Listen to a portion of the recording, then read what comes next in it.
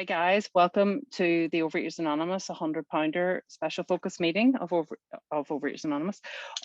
It is Wednesday, the 5th of May, Cinco de Mayo, and today I am delighted to present Lewis S. from Los Angeles. Lewis has been in Overeaters Anonymous since 2016, and he is now going to share his experience, strength, and hope with us. Take it away, Lewis. Hi everyone, how's it going? I wanted to say good morning, but it's good evening or good afternoon for everyone else. But then I'm like time zones and I get very confused very easily. My name's Lewis. I'm a compulsive overeater. Is it a coincidence that Rita asked me to be here on Cinco de Mayo and I'm Mexican? Maybe, but I said yeah. I'm so grateful to be here. First, right off the bat, I love the fact that I came in 2016, New Year's Eve, and it's funny. It took me 5 years to come into a meeting and be happy to see your faces. That's how much of a miracle this has been for me. And also right off the bat, I know this is being recorded, but I'm going to show some pictures, and I'll do a little descriptor because I need to identify, right? I need you to see that I'm like you and that you're like me, and and just the toll that this takes on, or the toll it took on my body. Just real quick, here's me at 380 pounds. I was laughing with a fellow who's here today about how, when I was at this weight, I would, we would double layer the shirt, an open shirt over another shirt because, that's slimming. But 380 pounds, I was living a life that most people would love, but I don't remember much of it. I was in a food haze, alcohol haze at the time, and just kind of running rampant through life, just kind of getting through things instead of living them. The drinking, the alcohol was relieved, but lost 100 pounds, but still morbidly obese. Still just kind of getting through things. Oh, by the way, what I love is about the mid 2000s, if you guys were around, baggy clothes were in, still not slimming. So here it is, 2006, my lowest weight at 175 pounds. And what's great about this is that, and I say this every time, so I'm sorry if you've heard this from me before. You don't need me to tell you how to lose weight, right? You don't need me to tell you about my food plan or anything like that. Whatever your flavor of disease is, if you need to gain weight, lose weight, whatever, you don't need me for that. And this picture is a great example of that. 175 pounds. And here I am. If you're listening to the recording, there's just a guy sitting at a restaurant table with a beer mug of water with an absolutely ridiculously crazed look on his face. There is no peace in that man's head. And there is definitely a God-sized hole in that person's chest. And it hurts. It hurts. You can white knuckle it, and it's an unpleasant ride. But what happens, right? What happens when life comes a knocking, right? When things get serious again, my old friend food will always come knocking. And I will gladly swing that door open. This is a couple of years before I came into program. This is a few years before you guys saved my life. And here, again, 320 plus pounds, morbidly obese. Again, this guy here, still insane in the head, still a God-sized hole in his chest, and with a kidney transplant. And it takes work. I put on those 100 plus pounds in about a year, and that takes effort, right? That's not an easy task. Let me leave you with the pictures on a light note. This is me last year. This is my natal birthday. 201 pounds at the time, 195 now. I still don't like wearing pants. And this was on my natal birthday, probably one of the best birthdays I ever had. My birthday was just last month, and again, I was so grateful to spend it with people that I deeply care about. Let me tell you that I'm not special. There's nothing special about me. There's nothing I did to deserve or earn, or there's no prize I won. There's no cereal box thing that I got out that has warranted me having neutrality around the food today. I'm not special. There's nothing that there's no contest I won, right? There's no reality TV show that I was on to give me a higher power that I 110% believe has my back. I'm just a guy who was in enough pain to finally do things someone else's way.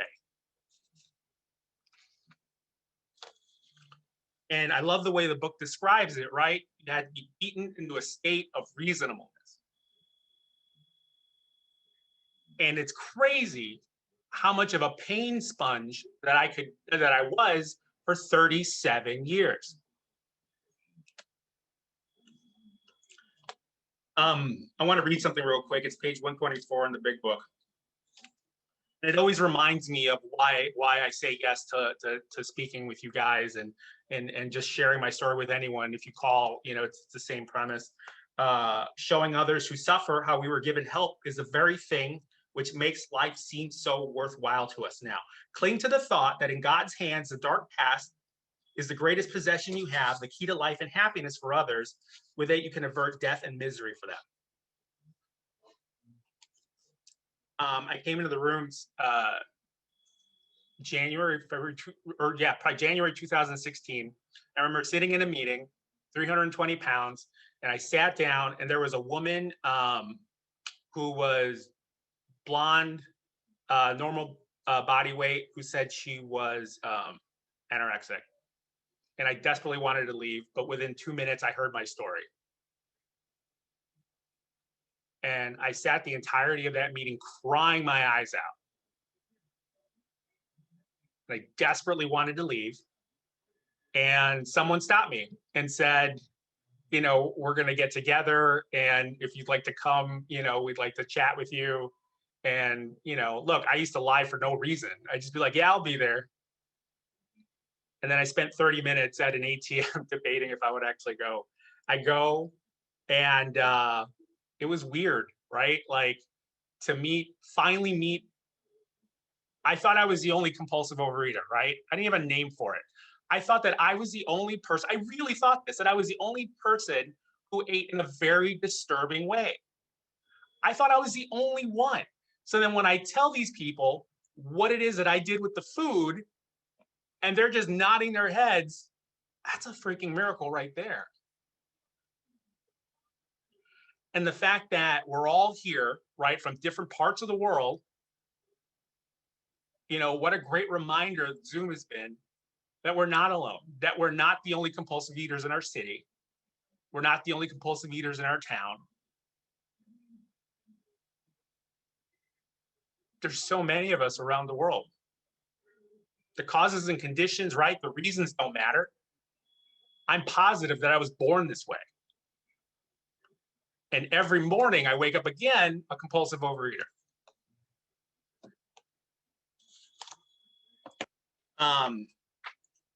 It's funny. Yesterday I was at a meeting, and we read this part from More About Alcoholism. Then they outlined the spiritual answer and program of action, which 100 of them had followed successfully.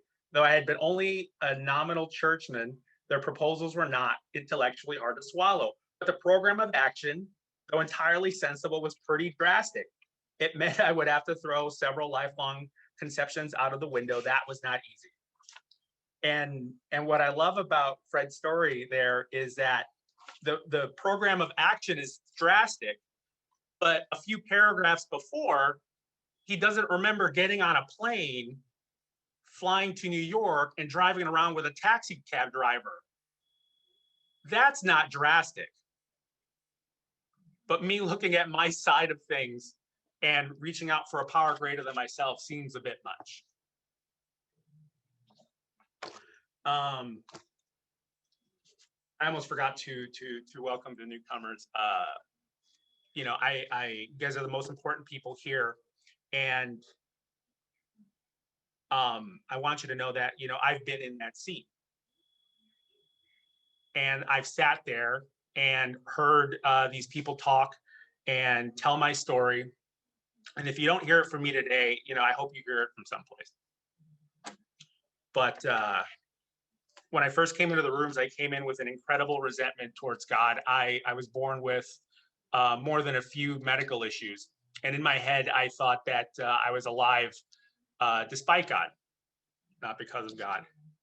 And of course, like any good addict, when the doctor says, you're in danger of losing your kidneys, my solution in my head, right, in my infinite wisdom, is to eat more. To do my way, right? Because I'm the one with the medical degree. I did end up losing my kidneys, and I didn't have OA and the spiritual program of action, and I white knuckled it the entire way. When I got out of the hospital, I remember the doctor telling me, Lewis, you've got to stay away from crowds, people, kids, definitely don't go to the gym. My best ideas had me on the treadmill. Whoa. Thanks, Donna. The thing, sorry, I lost my train. My best ideas had me on the treadmill. My best ideas have me hiding food when I was married, paying for cash, so it doesn't show up on the credit card bill. My best ideas had me bulldozing my way through life.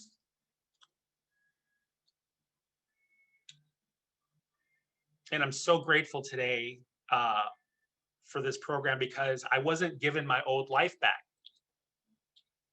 I was given something so much better. And I couldn't have imagined it happening to me, right? I didn't think it was possible. If you had told me 5 years ago, Lewis, you're gonna fire yourself from the job of running the world and solving everyone's problems, and you're not gonna eat over it, I would have told you were crazy. But that's what I have today, right? I don't have that voice in my head that tells me I'm a piece of crap. I don't have that voice in my head that tells me I'm the smartest or cleverest guy around. There's neutrality around the food. I have God in my life. I love my life today. What the hell is that? I didn't come into these rooms looking for that, right? I just wanted my shirt to close finally and button. And it makes me cry because there are people in these rooms that I love and that I've built these incredible friendships with. And the fact that I can tell you guys anything, earlier chatting with, Tanya and, Rita always, but the fact I can tell you guys anything, I don't, Tina C here, I don't even know, but I can chat with her and we will understand each other.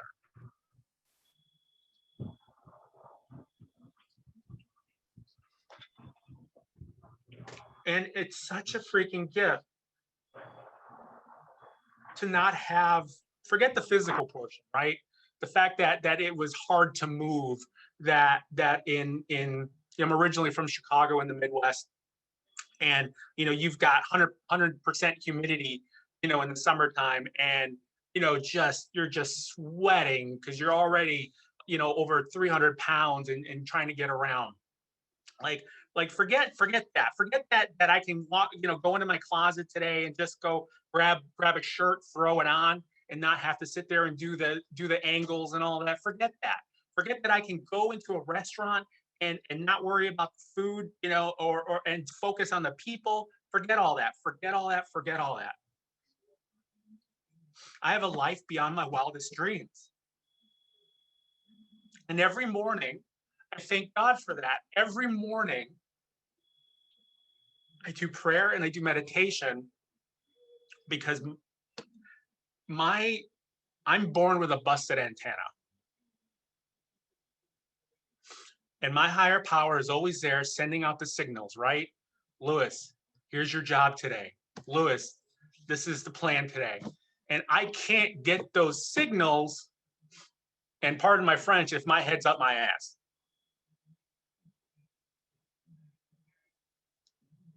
I need that prayer and meditation to tune the antenna. Because without that, let me tell you something. Lewis starts to get a lot of good ideas. And that's no bueno for anybody. Today, I work under the premise that I don't know nothing. I don't know anything. Everything from 2016 to today is knowledge that was given to me, right? Grace that was given to me. None of this was generated by this big head of mine. There are people in this room who taught me how to grocery shop. There are people in this room who will say to me, Lewis, you know, what's going on with your food? There are people in this room who taught me how to talk. I've learned so much from all of you. And this is what we do, right? I'm given this gift and I'm given an opportunity to give it away. Today, I don't make any unilateral food decisions. Susan's gonna laugh, but I tell people, look, man, I'm not a plumber. Oh, she's laughing right now. I'm not a plumber, and I don't mess around with under my sink, right? I'm not a mechanic. I don't sit there and mess with my car, right? I'm a born and bred compulsive overeater, and I don't mess with the food. That's a fact, right? That's not none of this my truth, you know, your truth. That's the truth. Today I get to live life on life's terms. There is discomfort, man. Sometimes life comes hard and fast.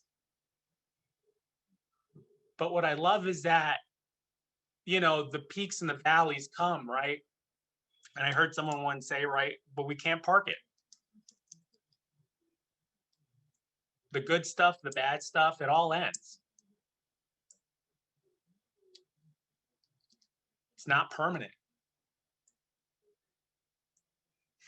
Today, I get to practice compassion. It's not my default. I'm sure you'll find that surprising. I get to give service. Also not my default. I practice tolerance. Definitely not my default. And my favorite thing that I love is that when it's like someone said this, like, gosh, and I can't remember who, someone will message me and tell me who said this, but it was like not even, you know, tolerance, but just, you know, just of other people, right? Tolerance of my discomfort.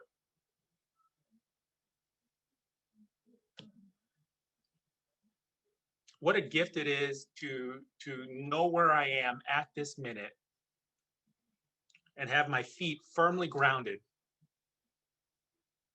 Before this transformation, you know, a spiritual experience that I had, you know, I was a being that ran on fear, right? And at the end of the day, for me, fear is just like, I'm afraid things aren't going to go my way. Fear that I'll have to do something I don't want to do. You know, I used to tell people, like, I'm just a control freak. I love control. I'm a perfectionist, right? I'm a perfectionist. Things have to be perfect. You know, no, I'm not a perfectionist. I'm just a control freak. Things have to go my way, or else, you know, I'm not happy. Gosh, this feels like a long time to talk.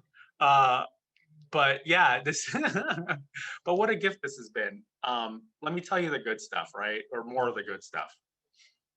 You know, working these steps as they're outlined in the big book, you know, have really opened up life for me. It's rebuilt relationships, you know, that I thought were lost because I thought they were lost, right? Not reality.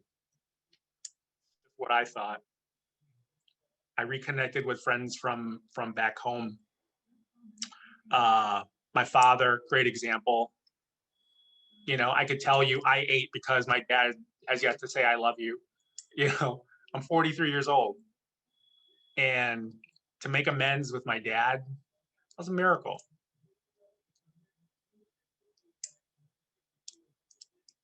To sit there and build better relationships with my brothers. We grew up as strangers almost. And the fact that we can text each other now and go, I love you, that's a miracle. That I can tell my friends anything, that's a miracle. Me having rigorous honesty is a miracle. Holy crap. I would just lie as a reflex. And to do it in real time, let me tell you, especially in the beginning, it's not easy. But you sort of have these trust falls, right, with God. You know, I did a lot of acting as if in the beginning, and I'd ask myself what someone with more recovery or with a real higher power would do. And then that dimmer switch sort of came on, and all of a sudden, you know, like I always liken it to living life in a dark room, and then someone slowly turning the lights on, and then all of a sudden you're like, holy crap, I'm like bathed in the sunlight of the spirit, and it really feels like that. And that's an insane thought. You know, it's something I thought I would never have. And I love that it's a higher power just for me.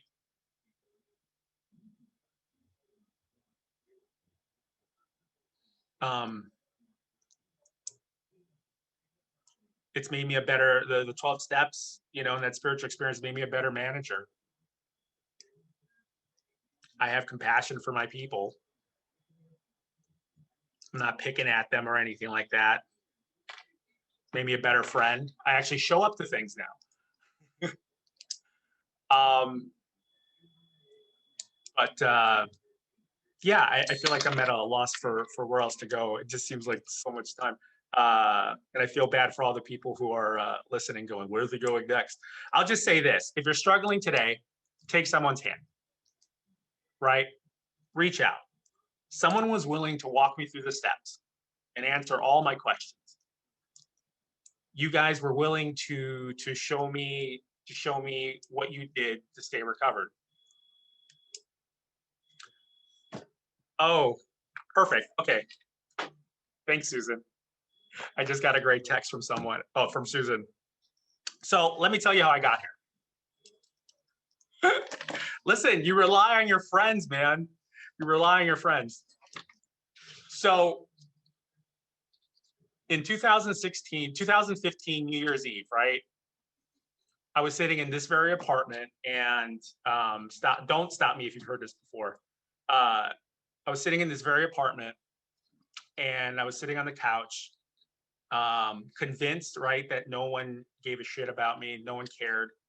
And, you know, I was doing the doom scroll through the phone, you know, and it weighed 1,000 pounds. And, you know, I had, it's just so stupid. I had the Netflix fireplace on, and I took a picture for social media, you know, going, everyone, you know, have a great, safe New Year's Eve, you know, and the real truth was I just wanted to die that night. I just wanted it over. You know, I was isolated, right? The disease had me full on wrapped in its clutches, and I didn't know how to get out. Something in the back of my head, right, said get help. So for me, right, I'm like, therapist. I'll go to the therapist. And I go to the therapist. And what I love about the therapist is like, it's great because you can go, hey, listen, I pay you, you fix me, we're good. I don't do any group crap, you know, and then we get this all done, hush, hush, under the table, whatever. And it took, this kills me. It took two sessions, right, for her to go, Lewis, you're an addict with food.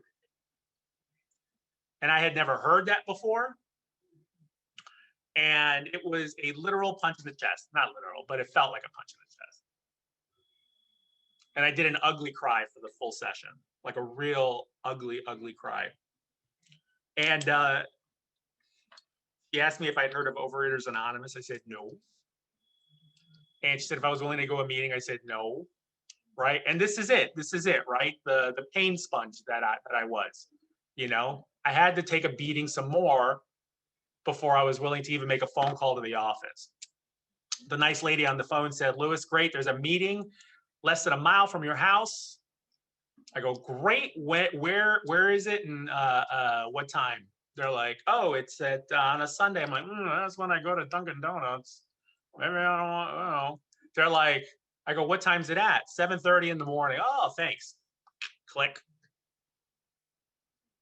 Ain't happening, honey. But right, life had to beat the crap out of me some more. I had to take some more body blows.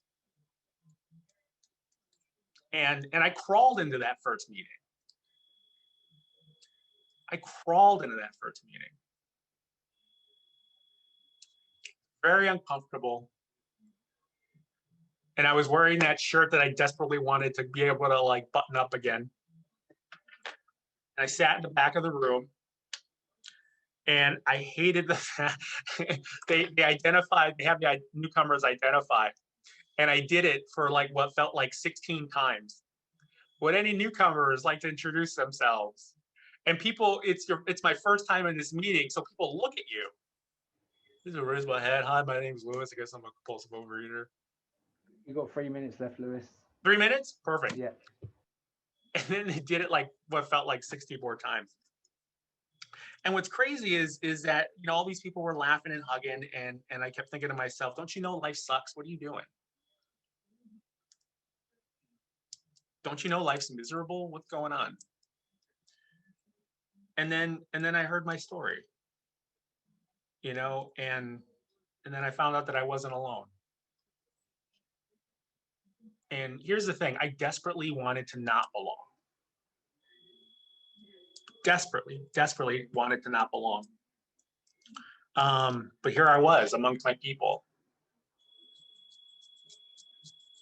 And I'm so, you know, like someone says it, like, you know, the welcome home thing at first sounds so hokey, but it's true, right? You know, we're at home here. And I have to treat this, you know, with deadly seriousness, you know, and I'll just, you know, not to be Debbie Downer, but I'll just say this, like, you know, I'm glad we take a second to remember those who are still suffering in and out of these rooms. You know, because before, I'll be honest, before I sit there, I'm like thinking about what am I doing later? You know, what time is yoga, whatever. You know, and now I really take the time to remember those people. You know, in these 5 years, you know, I've watched two men die from this disease. And here's the thing, you know, that breaks my heart is that, you know, when the second guy died a couple years ago, I forgot about the first one. I forgot all about him. And, you know, I need that reminder. So that's why I treat this, you know, even though it's on Zoom, like a real meeting, right? Like this is, you know, I show up, I pay attention to the speaker because I need to be reminded what it's like. And the thing with those two guys is that, you know, I didn't sit there and go, oh, this poor man, you know, all I thought was like, crap, I was more than halfway there. I was more than halfway there. And thank God today I'm not. Thank God I have a family today, all of you guys. Like I said, if you're struggling today, reach out. More than happy to take your call. If you don't think that you're worthy of this gift, you know, my number is 312-804-2623. You can find me on WhatsApp. For the people who are in the room, you can see it in a little box. Call me. Call me and I'll tell you how you're wrong. You're very, very much worthy of this gift. So yeah, thanks for letting me share. Lewis, thank you so much. We'll just turn off the recording.